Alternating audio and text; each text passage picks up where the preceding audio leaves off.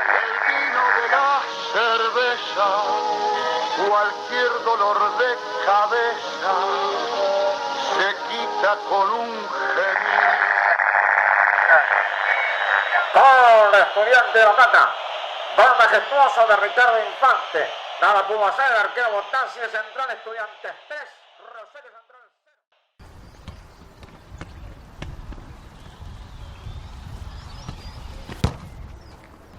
Beto Infante fue un maestro de la pelota, fue un maestro del fútbol, con quien a veces uno piensa qué suerte haber podido jugar con tal o cual, ¿no? Para mí fue un tipo, primero, personalmente era un señor, un caballero. En segundo término, verlo jugar era un lujo. Y en tercer término, jugar al lado de él era más que un lujo, era un aprendizaje. Y eso era Beto. Era una figura, era un ente, un señor, un tipo, un jugador de fútbol que reunía todas las condiciones que un ser humano puede reunir para que los demás lo admiren, como lo admiraba todo el mundo. Gente de Estudiantes, de Gimnasia, de River, de Boca, de Racing, de lo que quieras. Era un jugador admirado, por todo lo que hacía y por todo lo que era. Yo era el Beto Infante. Cuando yo jugaba, cuando jugaba en el campito, cuando jugábamos a las cabezas 2 contra 2 o 1 contra 1, o jugábamos en las canchas del Colegio Nacional, yo era el Beto Infante. Yo me imaginaba a mí mismo como el Beto Infante, y cuando no tenía con quién jugar y estaba en la casa de mi abuela pateando la pelota en el patio contra un paredón y yo me transmitía mi propio partido, yo era el Beto Infante. Y me imaginaba las jugadas más fantásticas que en mi fantasía de niño me salían igual que al Beto. Así que el cariño que yo tenía por él era total, pero era cariño con una admiración, era el nivel al que yo quería llegar. Y yo al Beto lo seguía hasta cuando no tenía la pelota. O sea, la pelota estaba por un sector del campo y era tanta la atracción que me generaba, era tanto el magnetismo que generaba en ese pibe que estaba en la tribuna, que era yo, que yo lo seguía al Beto, lo miraba a ver cómo se movía, cómo corría, cómo se desplazaba. No era un tipo especialmente físico en su juego, al contrario, parecía por ahí hasta lento. Bueno, el fútbol era lento en esa época también, en relación a lo que es ahora. Pero yo lo miraba cómo se paraba, cómo encaraba a los defensores, hasta que recibía la pelota y hacía magia. Si tengo que definirlo en pocas palabras, quizás sea el primer artista que aparece en mi memoria retrospectiva. Nombrame un artista, el Beto Infante. Cuando iba Estudiantes a jugar a Capital, iban a ver a Estudiantes, pero a su vez iban a ver al Beto Infante. Vale decir, Estudiantes era un atractivo en sí mismo y el Beto Infante era un atractivo dentro del atractivo. El Beto Infante está entre los 5 principales goleadores de la historia de Estudiantes de La Plata y está entre los 10 principales goleadores de la historia del fútbol argentino. Convertir más de 100 goles ya es muy difícil. En la Argentina se instaura el profesionalismo en el año 31, de manera que andamos cerca de los 90 años de profesionalismo. No son tantos los futbolistas que hayan hecho 100 goles. 100 goles es una marca muy difícil. 200 goles es una marca de quimera para un futbolista. Y el Beto Infante, entre los que convirtió en Estudiantes de La Plata y los que convirtió en su paso por Huracán, hizo 217, y no estoy contando los de algunas copas, alguna que ganó con Estudiantes, que discuten los historiadores si es oficial o no es oficial. Tal parece que es oficial, pero entraría en otro tipo de registro estadístico. Era un fenómeno. Cabeceaban y las tocaban la pelota, buscaban los rincones. No tenía cabezazo fuerte. La tocaba gata y la ponía en los rincones que va a agarrar. Y después todos goles con calidad. Tenía una habilidad bárbara. Cuando jugaba Estudiantes de Buenos Aires, iban todos a ver los Estudiantes. Cuadros contrarios, la hinchada, Iban a ver los estudiantes porque era un espectáculo eso, verlos jugar a ellos. Y más el Beto. El Beto le hizo un gol a San Lorenzo que nunca me voy a olvidar. Se la pasó por arriba a Subieta. Después le salió otro que no me acuerdo. En el último era Vaso. Cuando le salió Blasina se la tiró por arriba también. Fue un golazo. Jugar al lado de él. Vos sabés lo que era. No podía dormir a la noche. Ay Dios, qué tiempo lindo eso. Tuve una sensación como de un segundo padre. Yo tenía 17 años y él me puso en tercera división. Era muy jovencito. Y bueno, y después me nombró capitán de la tercera división. Y como había creado este club, que se llama Goné Paleta Club, que era un club de amigos, porque una de las claves de mi vida es sembrar y fomentar la amistad. Le digo al Beto Infante, como le dije a los hermanos Bayo, como le dije a Gofri, a Ricardo Reza, a Héctor Zapa, a Aguirre Suárez, José María Silvero, que vengan a integrar este club de amigos que estaba formado, entre otras cosas, por jugadores, empresarios y también alumnos de mi colegio que yo hice primario y secundario, el Sagrado Corazón. Para ser una persona de bien se necesitan 5 H's, que es humildad, honestidad, hombría de bien, sentido del humor y honrar a los amigos. Y Beto cumplía con todos esos requisitos. Él como todos los que vienen acá, porque lo importante del club no es lo que fuiste, sino lo que sos como persona y como amigo. Y además del Beto, era un tanguero, y un tanguero de ley.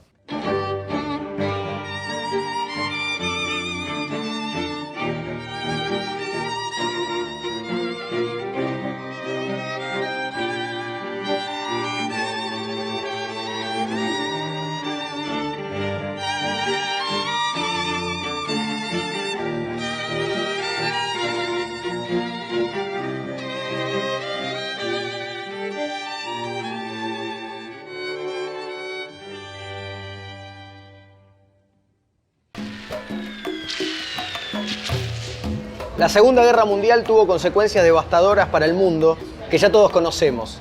Si hablamos de fútbol, el daño más grande estuvo dado por la ausencia de los mundiales durante su desarrollo. Mientras Europa se desangraba en una guerra trágica y larga, el fútbol en la Argentina no paraba de florecer. Los futbolistas tenían un estilo único y a nivel sudamericano eran imbatibles. La ausencia de mundiales no pudo hacer comprobar si realmente nuestra selección era la mejor del planeta. Las formaciones de aquellos equipos se recitaban de memoria, pero sin duda, las estrellas de aquellos elencos eran los delanteros. En aquella época se jugaba con 5. Los punteros del torneo.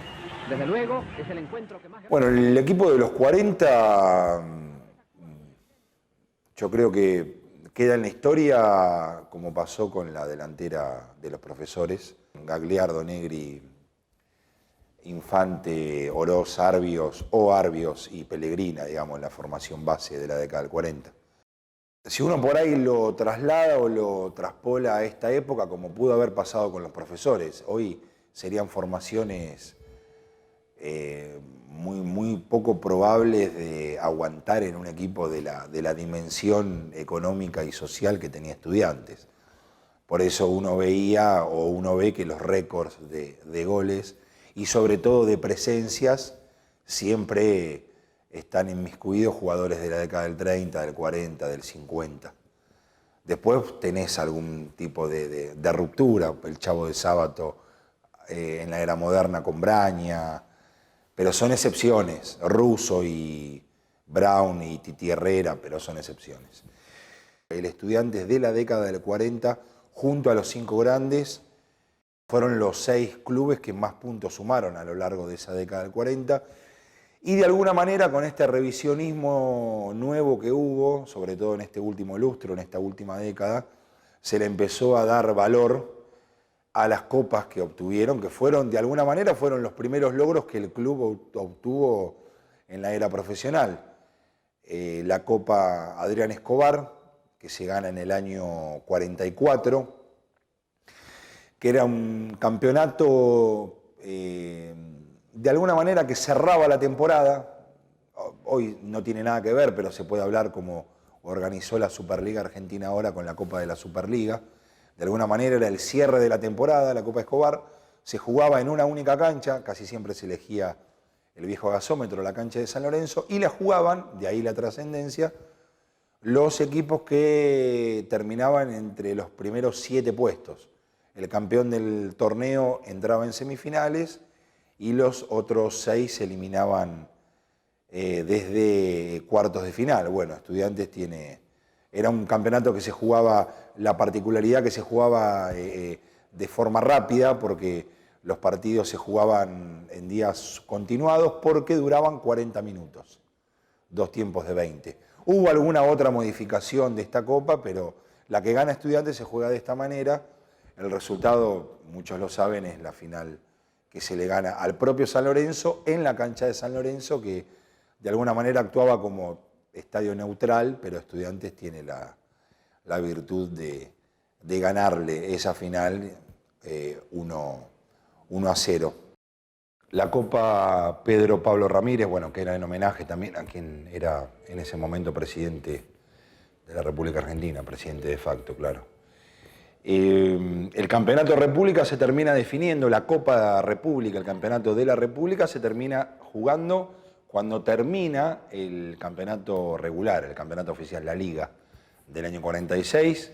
Boca con la sangre en el ojo, de alguna forma, por lo que había sido la goleada esa de Boca viniendo a La Plata. Estudiantes le mete 4 goles y prácticamente lo aleja del campeonato, y la final se juega en la cancha de San Lorenzo. Pocos recuerdan que se suspende faltando 7 minutos porque de alguna manera los jugadores de Boca querían vengar la derrota, no podían entender que estuvieran perdiendo con Estudiantes, esta idea de que los equipos chicos no pueden ser campeones.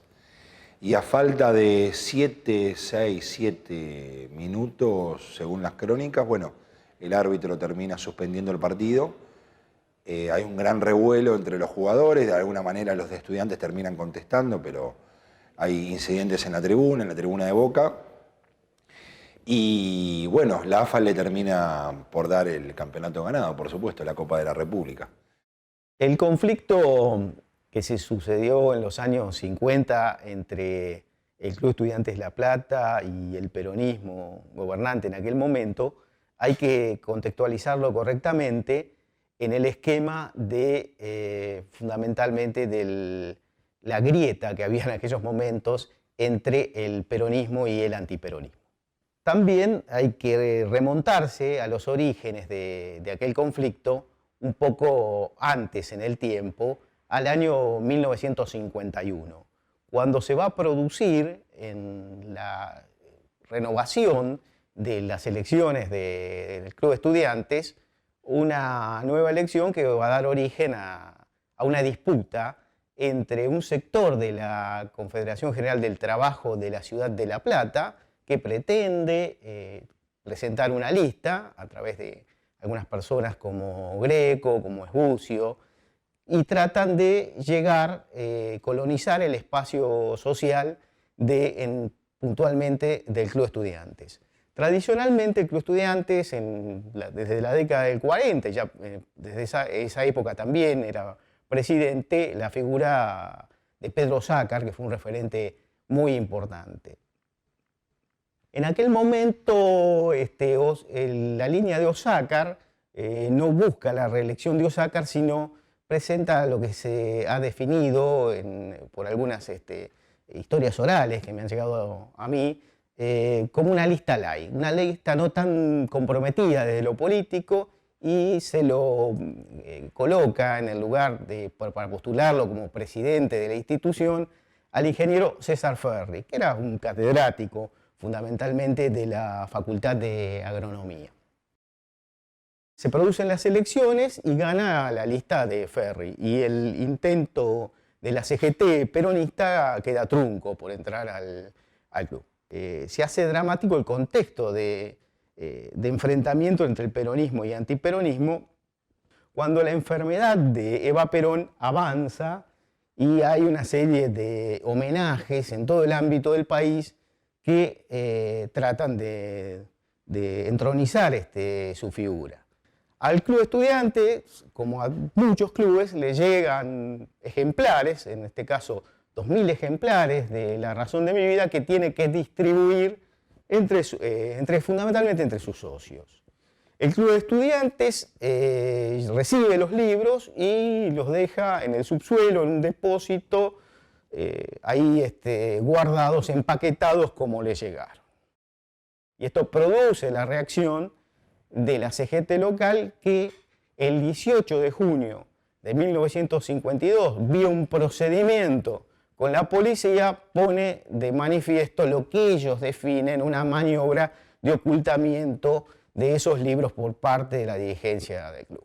Y con ese ímpetu, Alvear rápidamente hace una intervención del Club Estudiantes, interviene el Club Estudiantes y el club queda a mano justamente de este sector del peronismo, concretamente el interventor en la cabeza del señor Mario Esbucio. Pero va a haber otro conflicto que se enmarca también en este conflicto político, pero que tiene una raíz deportiva. Se trata de un conflicto que se produce más adelante cuando hay un reclamo de los jugadores de la primera división del Club de Estudiantes que reclaman una deuda que parte era de la gestión de la intervención, pero parte también era de la gestión anterior. Se le debía aproximadamente 8 meses. Una de las personas que va a encabezar este planteo es Ricardo Infante, junto a Gabriel Ogando. Son figuras referentes del plantel por el tiempo que han estado en el plantel y su ascendencia que tienen sobre los demás compañeros. Y además, en ese momento, los dos están en la selección nacional, son parte del seleccionado nacional en ese momento, en esa época, en 1952. Y las autoridades, desgraciadamente, enmarcan el conflicto en lo anterior, en el tema anterior, como si los jugadores un poco llevaran la carga o la tradición de las gestiones anteriores y tuviera que ver ese conflicto estrictamente laboral con la cuestión política, cosa que realmente no ha sido demostrada porque aparentemente ninguno de los jugadores tenía una actividad militante en ningún sector de la oposición. El resultado de esto se producen algunas negociaciones y el conflicto se levanta por allá por noviembre de 1952 aproximadamente. Una de las consecuencias fue el desmembramiento del plantel de estudiantes de esa primera división que había hecho el paro, y la primera venta es la venta de los jugadores más notorios de ese plantel de estudiantes. Esos jugadores, en una primera venta, son prácticamente rematados, se puede decir realmente, a Huracán en una suma de 1 millón de pesos, cuando un año antes, en 1951, o 1950 creo, 1950, River Plate había pedido una cotización por Infante y los estudiantes le había cotizado en 1.200.000 pesos. Una de las consecuencias fue que en 1953, por primera vez en la historia de estudiantes, desde el profesionalismo, desciende a Primera B.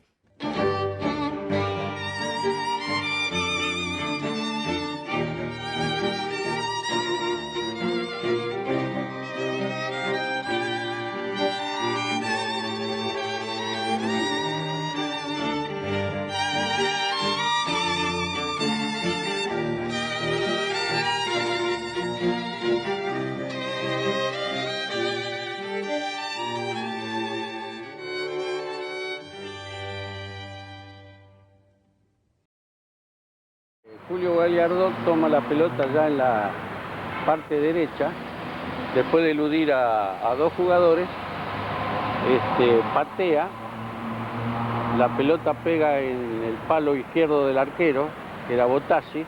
Botassi se tira y se levanta y la pelota viene hacia acá. Cuando viene hacia acá la pelota se eleva y yo de sobrepique de hachita pateo y la pelota entra justo al nido izquierdo del arquero.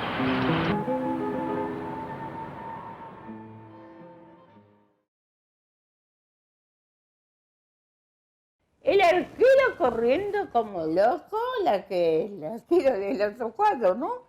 Y el referí también viniendo a felicitarlo a Beto. Y Beto lo felicita así, pero sale rapidísimo. ¿A qué? A estar con sus compañeros. Ay, cuando pasa por la techada, todos en pie, todos de pie, aplaudiendo, Beto, Beto, Beto, Beto. Y vos le veías ese brillito en los ojos, ¿no? Es a raíz del gol de Eric Lamela en el año 2014, jugando para el Tottenham, que la FIFA se compromete a buscar el origen de la palabra rabona para este tipo de goles y lo encuentra aquí en la ciudad de La Plata, ni más ni menos que en el arco de 1.57. Fue en el año 1948, en un partido que Estudiantes le gana 3-0 a Rosario Central. El periodista Pablo Rojas Paz del diario Noticias Gráficas, quien ya había bautizado el jugador número 12 a la hinchada de Boca, decide darle un nombre a tan dichosa conquista y tan inédito gol para el fútbol mundial. Por aquellos años, hacerse la rabona era, los estudiantes se escapaban del colegio para irse a jugar, faltaban, era una picardía de los estudiantes, y es por ello que, como Infante logra un gol con tanta picardía al arquero Botassi, nombra desde entonces la rabona para todo el fútbol mundial. Salimos, ya estarán las personas para cerrar el club. Aquí, que había un grupito de adolescentes, de jóvenes y de no tan jóvenes, esperando a Beto que salga. Cuando Beto salió, y querían besarlo. Era muy grande la emoción, porque nunca habían visto una jugada así.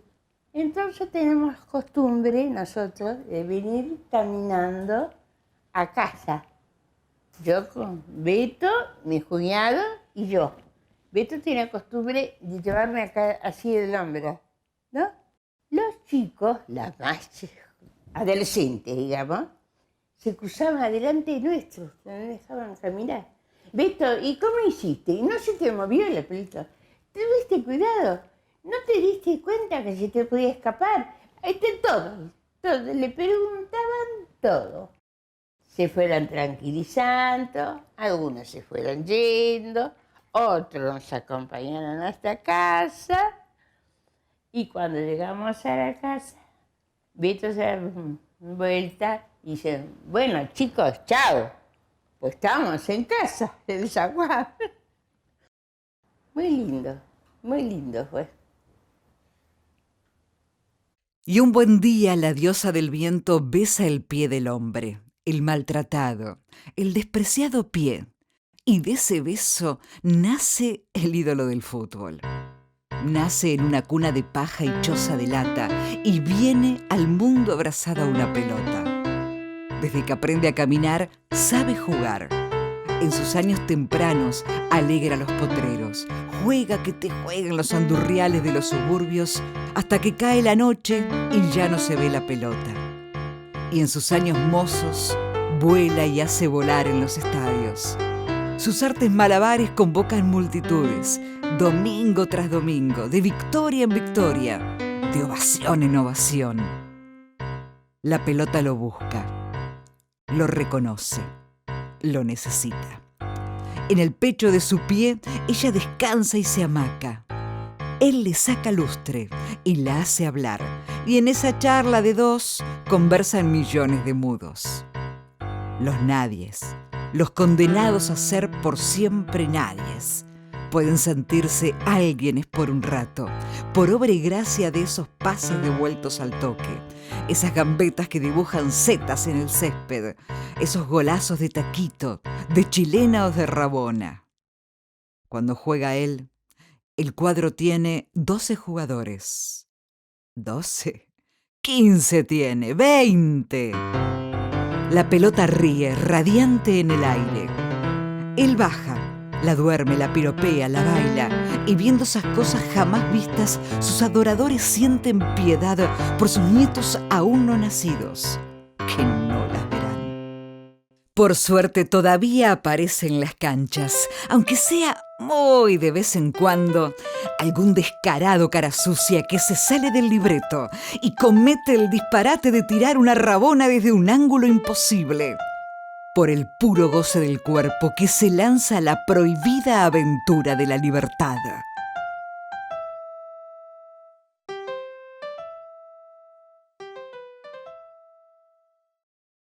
Secondo gli annali del calcio, il primo che se la inventa è un attaccante argentino degli anni 40, un tipo di La Plata, che è una città contraddittoria perché è razionalissima nella sua costruzione urbanistica, tutta linee, tutte diagonali, irrazionalissima nel tifo per la sua squadra.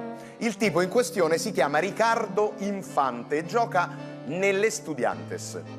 Ha la faccia di un divo di Hollywood ai tempi del muto, 2 baffetti profilati, e ancora oggi al 7° posto della classifica dei marcatori di tutti i tempi della Primera Divisione Argentina, la loro Serie A. Ma il gol che lo lascia nella storia lo segna il 19 settembre del 1948, 70 anni fa, in un match trionfale del suo Estudiantes contro il Rosario Central, quando riprende il pallone da 35 metri che era sbattuto sul palo dopo un tiro del suo compagno e chissà come, chissà perché, senza pensarci 2 volte, incrocia le gambe, fa passare il suo destro all'indietro e la manda sotto l'incrocio dei pali. C'è solo questa immagine a documentarlo, col portiere avversario, si chiamava Pedro Bottazzi, che guarda impotente il pallone che entra, lui là in fondo con la gamba destra ancora in movimento per tornare al proprio posto. Questa è la prima rabona della storia del calcio. Terminó el mural, terrible, increíble, gran laburo acá en Madrid. Al gran Beto Infante, ahí está, inmortalizado. Y después nos dicen antifútbol.